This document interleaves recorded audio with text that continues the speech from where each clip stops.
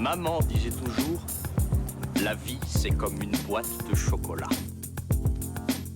La première règle du Fight Club est, il est interdit de parler du Fight Club.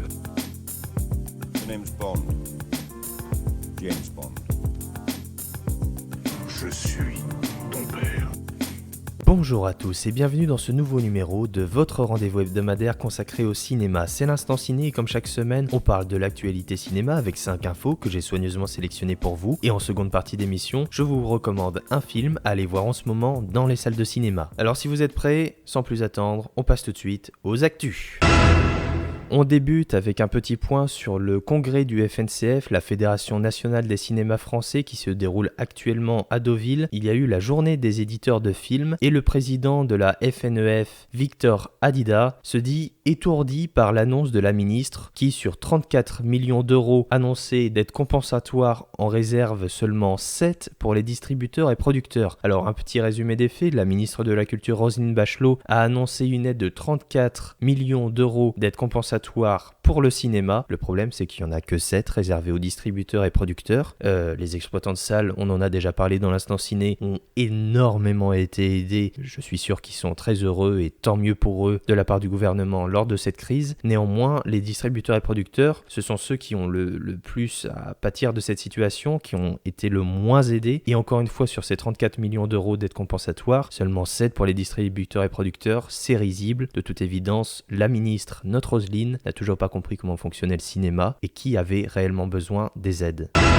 Continuons toujours dans les chiffres. Alors à l'occasion du congrès du FNCF, le CNC a publié sa fameuse géographie du cinéma de 2020 qui détaille l'évolution du parc cinématographique des salles et la fréquentation de celles-ci pendant l'année de crise 2020. Alors concrètement, qu'est-ce qu'on peut retenir de tout ça ? Eh bien en 2020, 27 cinémas ont ouvert ou réouvert tandis que 31 ont fermé. Donc ils sont 2041 à être actifs en métropole, soit 4 de moins qu'en 2019. Néanmoins, côté positif, il y a un plus grand nombre de salles. Dans le détail, on compte 6127 salles, soit 13 de plus que l'année précédente. Alors, également, il y a eu 92 nouveaux écrans qui ont vu le jour, malgré le contexte de crise sanitaire, principalement dans la petite et la moyenne exploitation. Donc, évidemment, on peut parler de la fréquentation. Les chiffres en 2020 sont bien sûr marqués par la chute de la fréquentation des salles. On a globalement des chiffres qui tournent autour de moins 60, moins 70% de fréquentation. Néanmoins, on note également que les cinémas d'arrêt essai sont en relative bonne santé. En 2020, 1237 cinémas ont été classés, soit 60,6% des établissements. Pour avoir le label arrêt essai, il y a certains critères que les cinémas, que les exploitants doivent cocher. Et donc, il y a eu en 2020 1237 cinémas contre 1217 en 2019. Donc, on a également plus de cinémas d'arrêt essai en France. On peut également noter en termes de répartition des films, il y a 206 films qui sont recommandés arrêt essai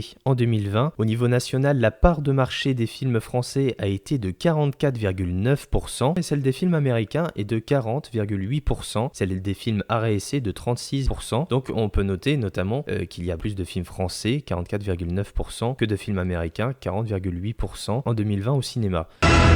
Allez, après ce petit point sur les chiffres, on va maintenant parler des bandes-annonces qui sont sorties cette semaine. Il y a eu entre autres la première bande-annonce pour le film de Fabrice Eboué, Barbac, le 27 octobre au cinéma, un film complètement barré avec Christophe Andelade qui présente la bande-annonce. Je vous invite vraiment à aller voir ça, ça a l'air très étonnant. On a également une nouvelle bande-annonce pour le film sur le groupe NTM Suprême, le film. Rendez-vous le 24 novembre au cinéma pour découvrir les origines du fameux groupe de rap. Également les premières images de The Tragedy of Macbeth, le nouveau film de Joel Cohen avec Denzel Washington et Frances McDormand. Le film est prévu pour sortir en simultané aux États-Unis sur Apple TV et au cinéma. Pour le moment, aucune date de sortie française au cinéma. Nous ne savons pas si nous pourrons découvrir ce film qui visuellement a l'air extrêmement intéressant au cinéma pour le moment. On a également eu la première bande-annonce du nouveau film de Guillermo del Toro, ça s'appelle Nightmare Alley et ça sera à retrouver au cinéma en décembre. Bref, vous l'aurez compris, encore une fois, que de nouvelles bandes-annonces.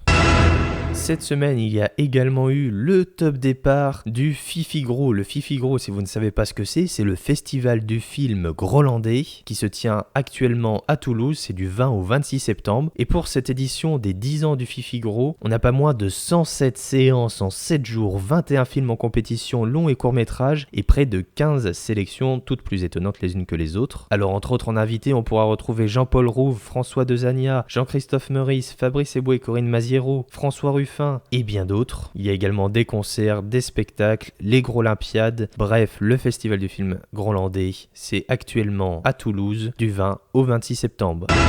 Et enfin pour terminer, un petit retour sur le fameux Batman Day, la journée de Batman qui a eu lieu la semaine dernière. Alors entre autres on a eu quelques petites informations, on a eu une belle photo de Matt Reeves, le réalisateur du film qui est actuellement en pleine post-production du film, il est en plein montage. Pour rappel, son film The Batman, le prochain film Batman au cinéma, est attendu en mars 2022. On a également eu un petit extrait de la bande originale du film qui est composée par Michael Giacchino. Et en France on a également eu la chance d'avoir la Batmobile de Batman, celle de Michael Keaton du film de Tim Burton, qui a fait quelques petits tours comme ça en France. Vous l'avez peut-être aperçu chez vous, je ne sais pas. En tout cas, la semaine dernière, c'était le Batman Day, l'occasion bien évidemment de se refaire les films de Batman. Bref, le Batman Day, quelle journée sublime.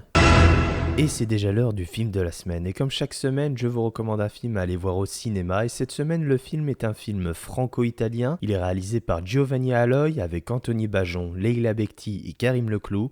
Et ça s'appelle La Troisième Guerre.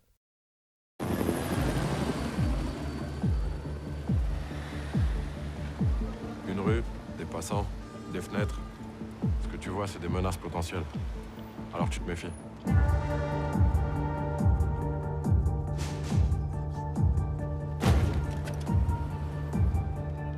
Ici, ça risque d'être la guerre, dans pas longtemps. Moi et les mecs avec qui je suis, on sait. Moi, je suis un Renoir, la France, elle veut pas de moi, mais toi, qu'est-ce que tu fous là? Je suis là, c'est tout. Allez, dans ta gueule, face de flanc. Vous avez vu des femmes dans l'armée française? Moi, j'ai vu que des soldats. Vous êtes un soldat? Oui, mon commandant. Sortez-vous les doigts du cul, refaites-moi ce parcours. Corvar, on a tous des problèmes. Mais quand t'arrives au régiment, tu les laisses derrière toi. Est-ce que tu sais pourquoi on porte un uniforme? Pour uniformiser, justement. Donc je veux pas savoir ce qu'il y a dans ta tête, je veux pas savoir ce qui se passe chez toi. Je m'en fous de savoir que bientôt ça va être le chaos. Je sais pourquoi je suis là maintenant. J'ai plus peur.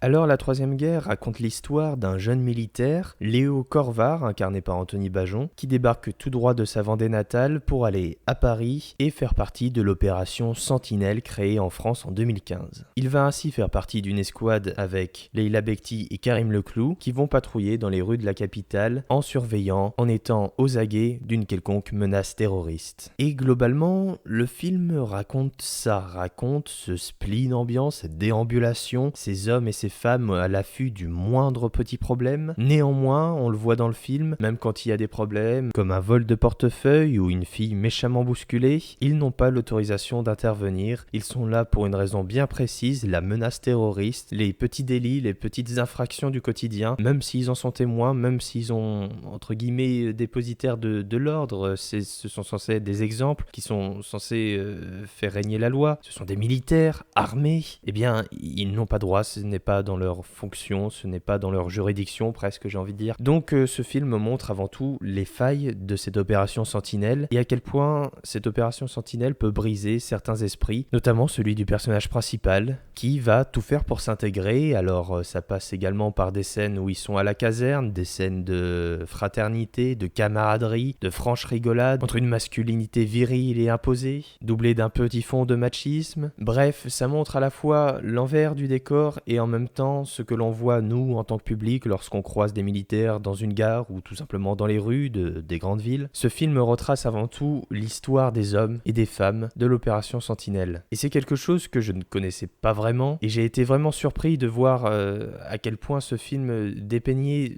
d'une manière assez ambivalente et dans une certaine dualité justement cette opposition entre ces hommes et ces femmes en privé quand ils sont à la caserne et leur visage froid et fermé lorsqu'ils marchent cache, arme au poing dans les rues. C'est cette forme de dualité qui ici est assez intéressante justement et qui montre deux visages des êtres humains censés nous protéger. Cette dualité, on la retrouve également dans le discours que veut prendre le film. À la fois, il montre les failles donc de cette opération Sentinelle et en même temps les côtés plus positifs, notamment, vous l'aurez compris, les scènes de camaraderie à la caserne. Cette ambivalence est vraiment le pilier du film et c'est ce qui est sans doute de plus intéressant. Alors au-delà du simple propos du film, techniquement le film n'a rien à envier à quelconque autre grosse production, c'est tout simplement extrêmement bien réalisé. Il faut savoir que c'est le premier long métrage de Giovanni Aloy. Il y a des plans qui sont sublimes. Moi, les plans de la fin du film, lorsque les militaires doivent traverser une manifestation, ils doivent traverser toute cette foule et passer presque de force à travers cette foule qui crie « Tout le monde déteste la police », où il y a des fumigènes, des jets de pétards. On est dans une ambiance vraiment nerveuse. En plus, il y a de la fumée. C'est très compliqué et visuellement, on est assez étouffé justement avec ces militaires dans cette foule qu'ils tentent de percer pour rejoindre un autre point. Et ces plans-là m'ont vraiment marqué. L'autre point positif du film, c'est son rôle principal, Anthony Bajon. Je l'ai déjà dit et je le redis encore une fois ici. Anthony Bajon, c'est vraiment la révélation masculine francophone de l'année pour moi. Il est incroyable. On l'a vu dans Teddy, on l'a vu dans Les Méchants cette année. Et ici, dans la Troisième Guerre, il crève l'écran. Je sais pas d'où sort ce mec, mais vraiment, c'est la révélation masculine francophone de l'année. Pour moi, il est incroyable, d'une justesse parfaite et dans tous les registres, que ça soit dans le film de genre un peu barré qui était Teddy, dans la comédie cinglée de Mouloud Achour Les Méchants, ou ici dans un rôle ultra sérieux, ultra psychologique, un rôle de composition où il doit jouer avec ses démons et en même temps garder la face aux côtés de ses collègues et du public. Quelqu'un qui a plusieurs facettes presque schizophrènes et vraiment, il est vraiment bon dans tout et ces trois films sortis cette année nous le prouvent. Anthony Bajon, incroyable, vraiment incroyable. Le reste du casting, Leila Bekti, Karim Leclou sont absolument convaincants, évidemment, ce sont d'immenses acteurs. Bref, que dire de plus à part aller voir, aller découvrir La Troisième Guerre en salle en ce moment, parce que c'est vraiment un film à voir, c'est une proposition tout à fait inédite, on apprend plein de choses et on est embarqué dans cette histoire aux côtés de ces hommes et ces femmes. C'est pas du tout un film austère ou un film dénué de sentiments comme on pourrait peut-être le penser. Au contraire, c'est un film plein d'humanité et qui montre toutes ses facettes, tant les points positifs que les points négatifs. Donc, je vous recommande vivement d'aller voir La Troisième Guerre cette semaine au cinéma.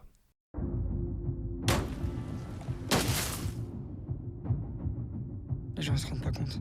Juste un mec déterminé peut anéantir l'humanité en 2 secondes. Et y a qui pour l'arrêter? Y a plus que nous.